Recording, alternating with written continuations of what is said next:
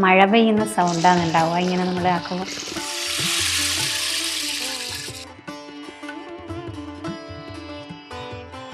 ഒരു സുന്ദരിയായ നവവധുവിനെ പോലെയാണ് ഈ തെയ്യത്തെ കാണുമ്പോഴുള്ളത്.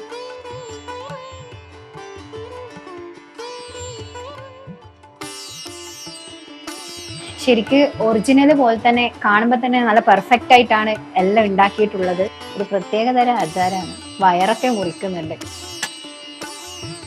ഇത് കണ്ട ഒരു നാലുകെട്ട് പോലെയാണ് ഇതുള്ളത്. പണ്ടത്തെ നമ്മൾ സിനിമയിലൊക്കെ കണ്ടിട്ടില്ലേ, വീട്ടിലെല്ലാം നടുക്ക് തുളസിത്തറയെല്ലാം വെച്ച് ഒരു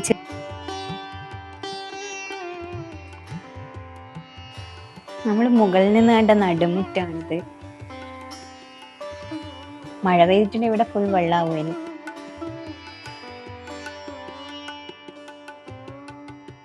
മുത്തപ്പനെ കുറിച്ച് പിന്നെ കണ്ണൂർക്കാരോട് പറയേണ്ട ആവശ്യമില്ലല്ലോ. ശരിക്കും തെയ്യക്കോലങ്ങളുടെ ഒരു പഠന മുറി കൂടിയാണ് ഇവിടെ.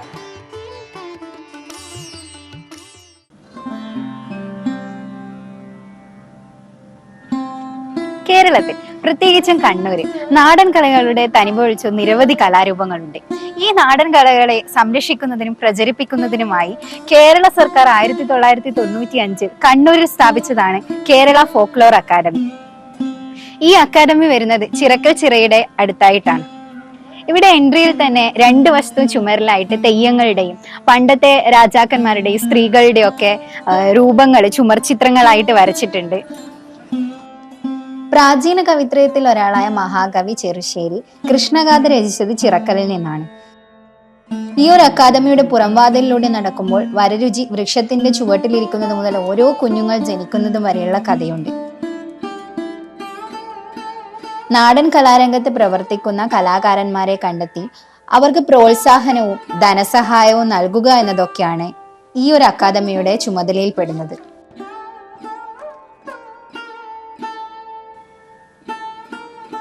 പണ്ടത്തെ ചിറക്കൽ കൊട്ടാരാണിത്. കേരള സർക്കാർ ഏറ്റെടുത്തതിനെ തുടർന്ന് ഇപ്പൊ ഇത് ഫോക്ലോർ അക്കാദമി ആയിട്ട് പ്രവർത്തിച്ചു വരികയാണ്. പണ്ട് നാടൻ കലാരൂപങ്ങളെ ഒരുപാട് പ്രോത്സാഹിപ്പിച്ചിരുന്ന കോലോത്തിരിയുടെ കോവിലകാണിത്. അപ്പൊ അതും ഒരു നിമിത്തം തന്നെയാണ്. ഈ കോവിലകത്തിന്റെ മുൻഭാഗം ഇതാണ്. അപ്പൊ ഇവിടെ മുന്നിൽ തന്നെ ഒരു ആനേന്റെ ഒരു പ്രതിമയെല്ലാം ഉണ്ട്. ഇതിൽ ഒരുപാട് ഡിസൈൻസ് ഒക്കെ ഉണ്ട്. കാണാൻ തന്നെ നല്ല മനോഹരമായിട്ടുണ്ട്. അപ്പൊ നമുക്കിനി ഉള്ളിലേക്ക് കയറി നോക്കാം. പറയിപ്പറ്റ പന്തിരുകുലത്തെ കുറിച്ച് അറിയാത്തവരായിട്ട് അപൂർവമായിരിക്കും ഉണ്ടാവുക. വരരുചിയുടെ ചുമർചിത്രാണിത്.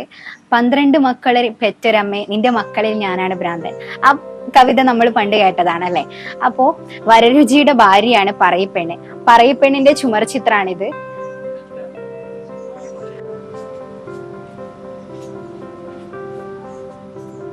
പറയിപ്പെണ്ണിന്റെയും വരരുചിയുടെയും 12 മക്കളുടെ ചുമർ ചിത്രങ്ങളാണിത്. അതിൽ വായിലക്കുന്നിലപ്പൻ ഒഴികെ ബാക്കി എല്ലാവരും വേറെ വേറെ കുടുംബങ്ങളിലായിരുന്നു ഉണ്ടായിരുന്നത്. പിന്നീട് അവര് കണ്ടുമുട്ടുകയാണെന്നാണ് പറയുന്നത് കേട്ടിട്ടുള്ളത്. ഇത് പെരുന്തച്ചൻ. അപ്പൊ പെരുന്തച്ചന്റെ സിനിമയൊക്കെ ഇറങ്ങിയിട്ടുണ്ട്. അതുപോലെ നാറാണത്ത് ഭ്രാന്തൻ, ഇവരെയൊക്കെ നമുക്ക് എല്ലാവർക്കും അറിയുന്നതാണ്. ഇനി നമ്മൾ കോവിലകത്തിന്റെ ഉള്ളിലേക്ക് കയറാൻ പോവുകയാണ്. ഇവിടുത്തെ എൻട്രി ഫീസ് വരുന്നത് 30 രൂപയാണ്. വീഡിയോഗ്രാഫിക്ക് 1000 രൂപയും ഫോട്ടോ ആണെങ്കിൽ 200 രൂപയാണ് വരുന്നത്. ഏഷ്യയിലെ ഏറ്റവും വലിയ 2ാമത്തെ ശുദ്ധജല തടാകമായ ചിറക്കൽ ചിറയുടെ കരയിലാണ് ഈ കോവിലക എന്നുള്ളതാണ് ശ്രദ്ധേയമായൊരു കാര്യം.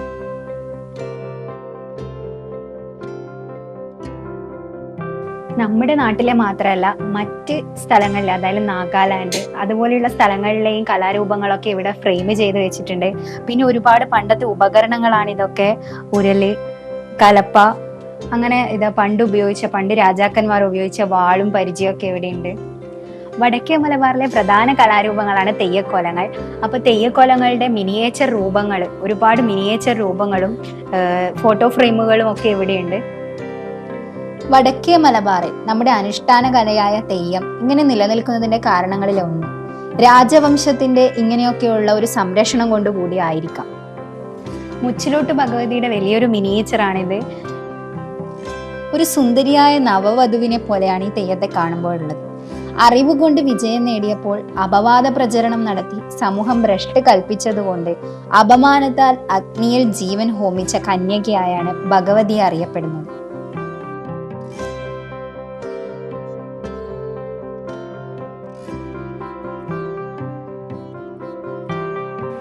ഇവിടെയുള്ളതൊക്കെ തെയ്യക്കോലങ്ങളുടെ മിനിയേച്ചർ രൂപമാണ്. ശരിക്ക് ഒറിജിനൽ പോലെ തന്നെ കാണുമ്പോൾ തന്നെ നല്ല പെർഫെക്റ്റ് ആയിട്ടാണ് എല്ലാം ഉണ്ടാക്കിയിട്ടുള്ളത്. ശരിക്കും തെയ്യക്കോലങ്ങളുടെ ഒരു പഠന മുറി കൂടിയാണ് ഇവിടെ ഉള്ളത്.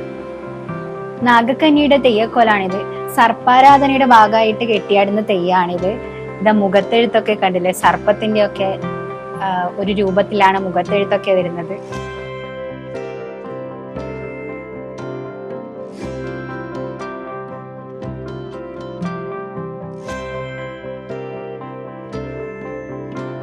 ഇതാണ് കുറത്തി അമ്മയുടെ മിനിയേച്ചർ. ഇത് നിർമ്മിച്ച ആർട്ടിസ്റ്റിന്റെ പേരൊക്കെ ഇവിടെ എഴുതിയിട്ടുണ്ട്.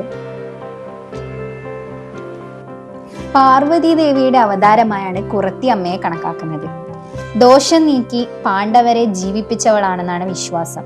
കയ്യിൽ ചൂലും മുറവും കത്തിയൊക്കെ എടുത്താണ് നൃത്തം ചെയ്യുന്നത്.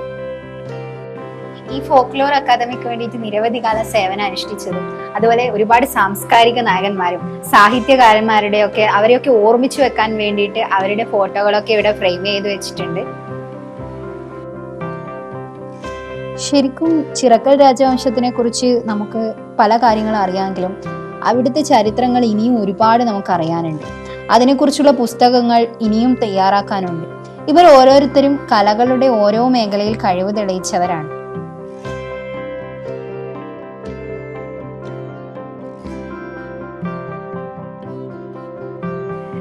ഇത് വിഷ്ണുമൂർത്തിയുടെ മിനിയേച്ചർ ആണ്. ശരിക്കും നമ്മൾ അമ്പലത്തിലൊക്കെ പോയിട്ട് തെയ്യം കെട്ടിയാടുന്നത് കാണുന്ന ആ ഒരു അതേ പെർഫെക്ഷനിലാണ് എല്ലാം ഉണ്ടാക്കിയിട്ടുള്ളത്. ശരിക്കും ഈ മുഖത്തെഴുത്തൊക്കെ വളരെ ഭംഗിയായിട്ടാണ് ചെയ്തത്. ഈ കുത്തുപണികളും ഒക്കെ വളരെ ഭംഗിയായിട്ട് ഇവർ ചെയ്തിട്ടുണ്ട്.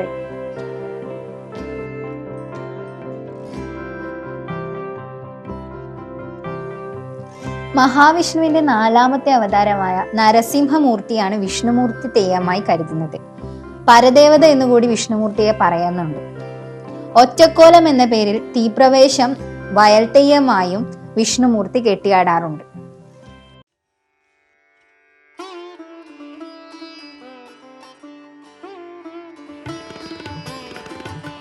നാടൻ കലകൾ മാത്രമല്ല പല പ്രദേശങ്ങളിലെ ആചാരങ്ങളെ കുറിച്ചും ഇവിടെ ചുമരിലുണ്ട്. ഇത് മുസ്ലിം സമുദായത്തിൽ ചെയ്യുന്ന ഒരു ആചാരമാണ്. ദപ്പുമുട്ടി ബൈത്തു ചൊല്ലി കുത്തുറാത്തിബ് എന്നാണ് ഇതിന്റെ പേര്. ഒരു പ്രത്യേകതര ആചാരമാണ്. വയറൊക്കെ മുറിക്കുന്നുണ്ട്. പിഴമ നോക്കാത്ത ഇത് മാവിലക്കാവിലെ അടിയായി. ഈ മുറിയിൽ കോവിലകവുമായി ബന്ധപ്പെട്ട പല പൂർവികരുടെയും ചിത്രങ്ങളാണ് നമുക്ക് കാണാൻ കഴിയുന്നത്. നാടൻ കലാരംഗത്ത് പ്രവർത്തിക്കുന്ന കലാകാരന്മാരിൽ നിന്നും ഗവേഷകരിൽ നിന്നുമൊക്കെ തിരഞ്ഞെടുത്ത ഒരാൾക്ക് PK കാളൻ പുരസ്കാരം ഇവിടെ കൊടുത്തു വരുന്നുണ്ട്. വളരെ നാളുകൾക്കിടയിലെ ചർച്ചയ്ക്കൊക്കെ ശേഷമാണ് 1996 ഇങ്ങനെ ഒരു അക്കാദമി ഇവിടെ യാഥാർത്ഥ്യമാവുന്നത്. 2003 ചിറക്കൽ കൊട്ടാരം അവരുടെ ആസ്ഥാനമായി അക്കാദമിക്ക് വിട്ടുകൊടുക്കുന്നത്.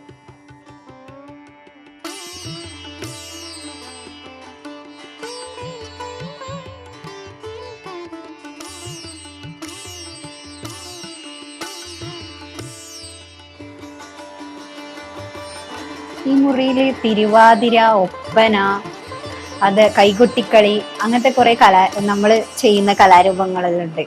പിന്നെ മിനിയേച്ചർ രൂപങ്ങളുണ്ട്. ഇതാണ് ആര്യക്കര ഭഗവതി. പൂമാല ഭഗവതി എന്ന് പറയുന്ന ഒരു തെയ്യമുണ്ട്. അതിന്റെ സങ്കല്പത്തില് കെട്ടിയാടുന്ന ഒരു തെയ്യക്കോലമാണിത്. കോലോത്ത് നാട് കാണാൻ ആര്യർ നാട്ടിൽ വന്ന ദേവിയാണെന്നാണ് വിശ്വാസം.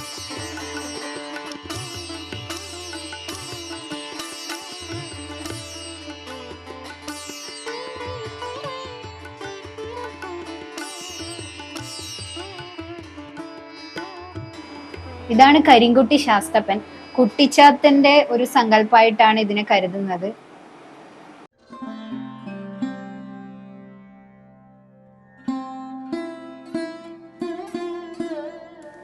ബാക്കിയുള്ള കാര്യങ്ങളൊക്കെ വരുന്നത് മുകളിലാണ്. അപ്പൊ നമ്മൾ മുകളിലേക്കാണ് അതിന് പോയിക്കൊണ്ടിരിക്കുന്നത്. ശരിക്കും പണ്ട് രാജാക്കന്മാരൊക്കെ നമ്മൾ സിനിമയിലൊക്കെ അല്ലേ കണ്ടിട്ടുള്ളൂ. അങ്ങനെ ഒരു സ്ഥലം തന്നെയാണ് ഇത്. ശരിക്കും രാജാക്കന്മാരും അതുപോലെ തോഴികളും രാജ്ഞിമാരൊക്കെ നിന്ന സ്ഥലമാണിത്. ഇതിന്റെ മേൽക്കൂര കണ്ടോ, ഇപ്പോഴുണ്ടാക്കിയ സീലിംഗിന്റെ മുകളിൽ പണ്ടത്തെ ആ ഒരു ശൈലിയിൽ മരപ്പണികൾ കൊണ്ടൊക്കെ നല്ല ഭംഗിയാക്കിയിട്ടുണ്ട്. ക്യാമറയിൽ എത്രത്തോളം വ്യക്തമാണെന്ന് അറിയില്ല. നമ്മൾ കാണേണ്ടതായിട്ടുള്ള കുറേ പണ്ടത്തെ സാധനങ്ങൾ ഇവിടെയുണ്ട്. ഒരു ദേശത്തിന്റെ കാര്യങ്ങൾ അത്രയും അതേപോലെ കാണിക്കാൻ, അതായത് അടുത്ത തലമുറയ്ക്ക് കൂടി അതിനെക്കുറിച്ച് പഠിക്കാനും അറിയാനും ഒക്കെയുള്ള രീതിയിലാണ് ഇവിടെ ഒരുക്കി വെച്ചിട്ടുള്ളത്.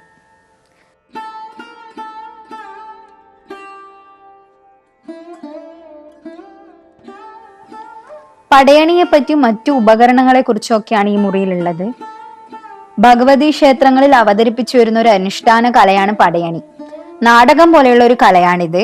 വിളവെടുപ്പ് സമയത്താണ് പൊതുവെ ഇത് നടത്തുന്നത്. ഗ്രാമത്തിലെ ജനങ്ങളെ വസൂരിയിൽ നിന്നും സംരക്ഷിക്കുന്നതിനായാണ് ഇത് നടത്തി വരുന്നത്.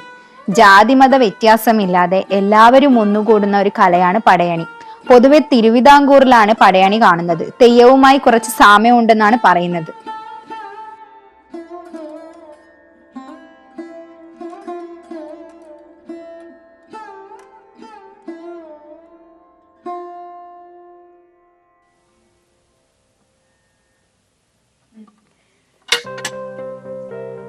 ഇത് കണ്ട ഒരു നാലുകെട്ട് പോലെയാണ് ഇതുള്ളത്. പണ്ടത്തെ നമ്മൾ സിനിമയിലൊക്കെ കണ്ടിട്ടില്ലേ, വീട്ടിലെല്ലാം നടുക്ക് തുളസി തറയെല്ലാം വെച്ച് ഒരു ചെറിയൊരു കുളം പോലെയെല്ലാം, അതുപോലെയാണ് ഇവിടെ ഉള്ളത്.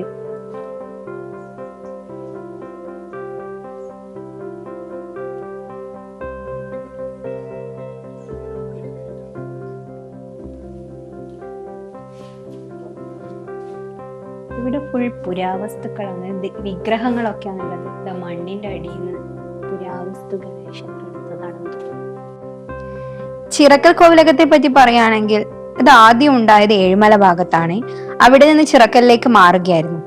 ചിറയുടെ 3 വശത്തായി കിഴക്കേ കോവിലകം, പടിഞ്ഞാറേ കോവിലകം, തെക്കേ കോവിലകം എന്നിങ്ങനെ 3 ഉണ്ട്. കിഴക്കേ കോവിലകമാണ് ഇപ്പോഴത്തെ ഈ അക്കാദമി. ചിറക്കലിനെ പറ്റി പറയുമ്പോൾ നമുക്ക് അറക്കൽ കൊട്ടാരം കൂടി ഓർമ്മ വരും അല്ലെ.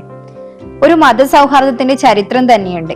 ഏകദേശം 800 വർഷത്തിന് മുമ്പ് തമ്പുരാന്റെ 2 പെൺകുട്ടികൾ, ചിറക്കൽ കോവിലകത്തെ തമ്പുരാന്റെ 2 പെൺകുട്ടികൾ പുഴയിൽ കുളിക്കാൻ പോയ സമയം മഴക്കാലായിരുന്നു. അപ്പം ഒഴുക്കിനെ തുടർന്ന് തമ്പുരാട്ടി അതിൽ പെട്ടുപോവുകയും ഒരു മുസ്ലിം യുവാവ് വന്ന് രക്ഷിക്കുകയും അവർക്ക് ഉടുമുണ്ട് കൊടുക്കുകയും ചെയ്തു.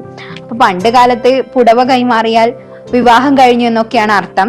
അതുകൊണ്ട് ഇവരെ രണ്ടാൾക്കും വിവാഹം ചെയ്തു കൊടുക്കേണ്ടി വരികയാണ് ചെയ്യുന്നത്. അതിനുശേഷം അറക്കൽ രാജവംശം ഉണ്ടാവുകയാണ് ചെയ്തത്. തമ്പുരാന്റെ പകുതി സ്വത്തോളം അവർക്ക് കൈമാറി. ജാതി മതം ഒക്കെ പറഞ്ഞ് ഇപ്പോഴും ഒരുപാട് കലഹങ്ങൾ ഉണ്ടാക്കുന്ന ഒരുപാട് പേരുണ്ട്. അവർക്കൊക്കെ ഒരു മോഡൽ എന്ന് തന്നെ പറയാം പണ്ടത്തെ ഈ കാലം. ഈ ഒരു സംഭവത്തെ മതസൗഹാർദ്ദപരമായി നേരിട്ടത് കൊണ്ട് തന്നെ മറ്റൊരു ചരിത്രം തന്നെ ഉണ്ടായി. മാത്രമല്ല സ്ത്രീകൾക്ക് വളരെ പ്രാധാന്യം കൊടുക്കുകയും ചെയ്തു. അറക്കൽ ബീവി എന്നാണ് ഇവരെ പറയുന്നത്.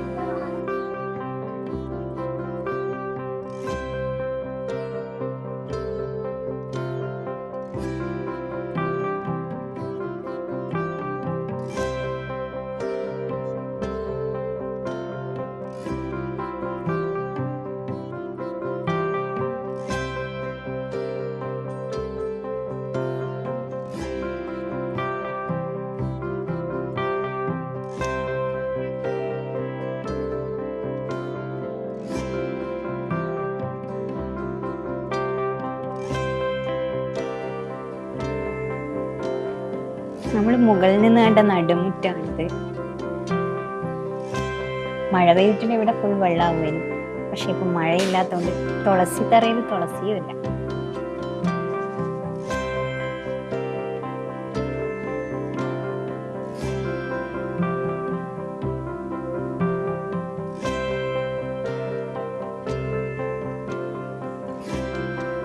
സ്ത്രീകൾ കെട്ടിയാടുന്ന ഏക തെയ്യമാണ് ദേവക്കൂത്ത്. പഴയങ്ങാടിക്കടുത്തുള്ള തെക്കുംപാട് കൂലോം തായ്ക്കാവിലാണ് ഈ സ്ത്രീ തെയ്യം കെട്ടിയാടുന്നത്. കളിമണ്ണ് കൊണ്ടുള്ള മറ്റൊരു സെക്ഷനാണിത്. ദേവീദേവന്മാരൊക്കെയാണിത്. ഇനിയും കുറെ തെയ്യത്തിന്റെ മിനിയേച്ചർ ഇവിടെയുണ്ട്.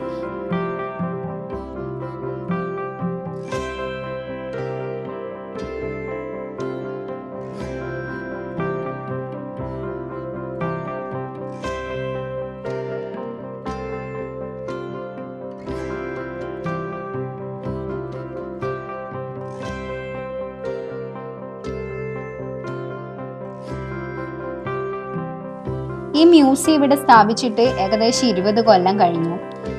പണ്ടത്തെയും ഇപ്പോഴത്തെയും കലകളിലുണ്ടായ മാറ്റം, ഇങ്ങനെയൊരു മ്യൂസിയം ഇവിടെ ഉള്ളതുകൊണ്ട് തന്നെ നമുക്ക് കമ്പയർ ചെയ്യാൻ പറ്റും.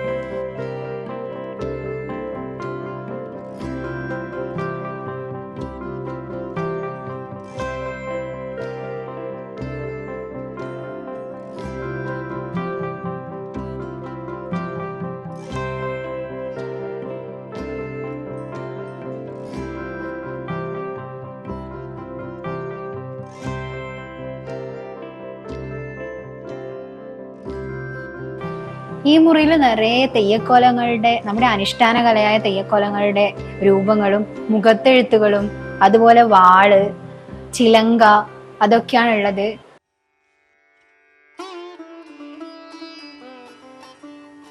തെയ്യങ്ങൾ പൊതുവെ നമ്മൾ വടക്കേ മലബാർക്കാർക്കാണ് പരിചിതം. തെക്കോട്ടുള്ളവർക്ക് തെയ്യം എന്നത് ഘോഷയാത്രയ്ക്ക് ഒക്കെ അലങ്കരിക്കുന്ന ഒരു കലയായി മാത്രമാണ്. അനുഷ്ഠാന കലയായി അതിനെ കൂടുതൽ അറിയാൻ ഇവിടെയുള്ളതുപോലെയുള്ള ശില്പങ്ങളിലൂടെ നമുക്ക് പറ്റും. ഈ ഒരു സെക്ഷൻ ഫുൾ വ്യത്യസ്ത തെയ്യത്തിന്റെ മുഖത്തെഴുത്തും വാളുകളും ഒക്കെയാണ്. തെയ്യത്തിന് 3 അവസ്ഥയാണുള്ളത്: തോറ്റം, വെള്ളാട്ടം, തെയ്യം. എല്ലാ തെയ്യത്തിനും തോറ്റം ഉണ്ടാവില്ല, അതിനു പകരം ചില തെയ്യത്തിനാണ് വെള്ളാട്ടം.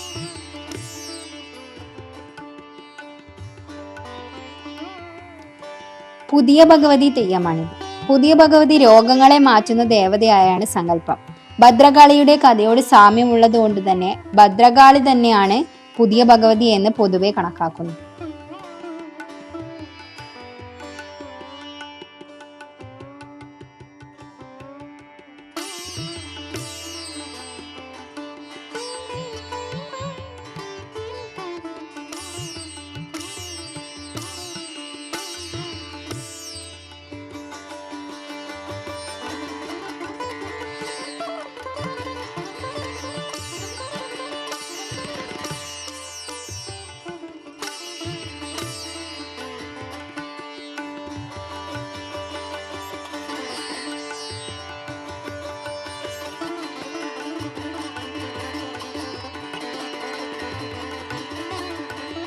തെയ്യത്തിന്റെ കാൽച്ചിലമ്പൊക്കെയാണ് ഇവിടെയുള്ളത്. പണ്ട് സിനിമയിലൊക്കെ കാണാറുള്ള താളിയോലകളാണിത്. ഇതിൽ മലയാളം തന്നെയാണ് എഴുതിയിട്ടുള്ളത്, പക്ഷെ നമുക്ക് വായിക്കാൻ പറ്റുന്നില്ല.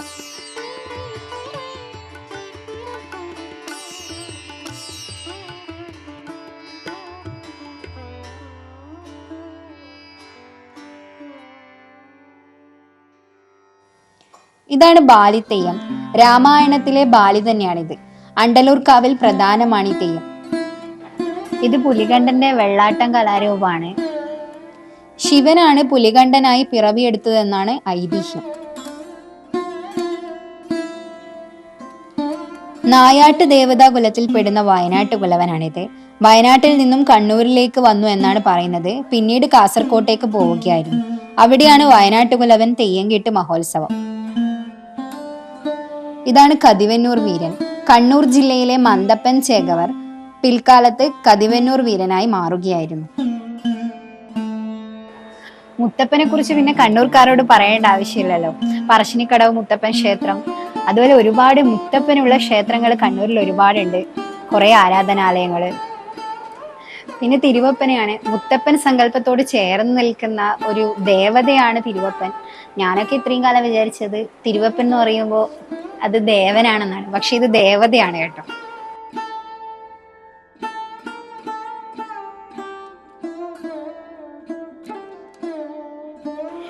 ഇത് ദൈവത്താറിന്റെ മിനിയേച്ചറാണ്.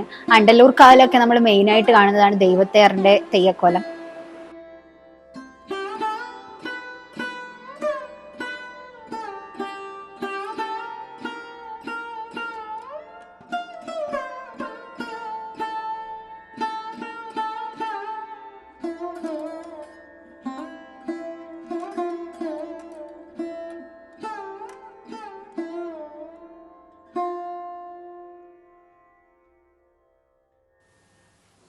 കോവിലകത്തിനുള്ളിലെ കാഴ്ചകളാണ് നമ്മൾ ഇപ്പോൾ കണ്ടത്. പഠിക്കാനുള്ള നിരവധി കാര്യങ്ങൾ ഇതിനുള്ളിലുണ്ട്. ആർട്ട് ഗാലറി കൂടി ഇവിടെയുണ്ട്. അത് പുറത്താണ് ഒരുക്കിയിട്ടുള്ളത്. ഇവിടുത്തെ ആർട്ട് ഗാലറിയാണിത്. ഇവിടെയും ഒരുപാട് പണ്ടത്തെ ഉപകരണങ്ങളും ഒരുപാട് ചിത്രങ്ങളൊക്കെയാണ് ഉള്ളത്. ഇത് എടുക്കുമ്പോൾ തന്നെ മഴ പെയ്യുന്ന സൗണ്ടാണ് ഉണ്ടാവുക ഇങ്ങനെ നമ്മൾ ആക്കുമ്പോൾ.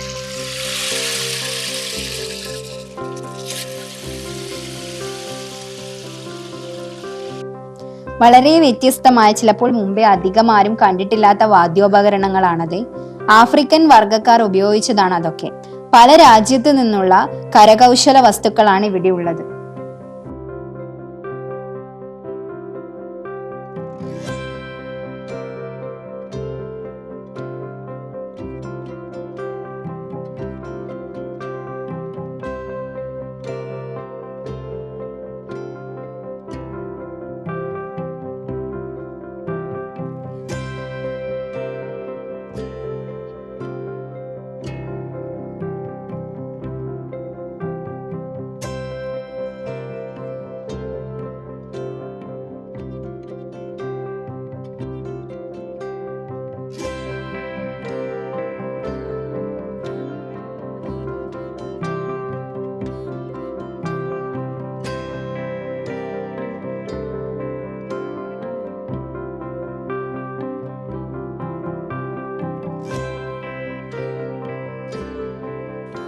അപ്പൊ ഈ മ്യൂസിയത്തിനുള്ളിൽ നമ്മൾ പണ്ടത്തെ പൈതൃകവും സംസ്കാരവും ഒക്കെ, ഓരോ പ്രദേശത്തിന്റെ പൈതൃകവും സംസ്കാരവും ഒക്കെ വിളിച്ചോതുന്ന ഒരുപാട് കലാരൂപങ്ങളും ഉപകരണങ്ങളൊക്കെ കണ്ടു. ഇനിയും ഇതുപോലുള്ള വീഡിയോകൾക്കായി നമ്മുടെ ചാനൽ സബ്സ്ക്രൈബ് ചെയ്യുക.